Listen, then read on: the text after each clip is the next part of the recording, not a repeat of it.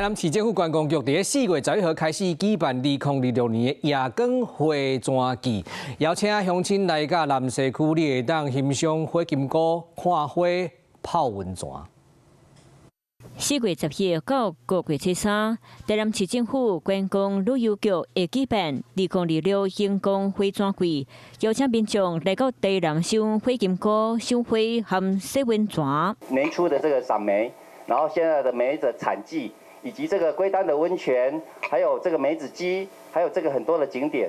台南市副市長江林鵬講，這邊到達在地的農特產，借由深度旅行，有舉辦趣味活動和消費抽獎，讓南西區變更加熱鬧滾滾。包括觀光旅遊局，還有那個客家委員會，舉辦的節目也攏非常豐富。活動有串聯自然的走讀、文化導覽和大自然的體驗，讓民眾在咧賞花買當親歷熟悉台南客家的生活和文化底蘊。你好，我是宋彥明，想掌握最及時的新聞資訊嗎？趕緊訂閱、按讚、開啟小鈴鐺，鎖定華視新聞 YouTube 頻道。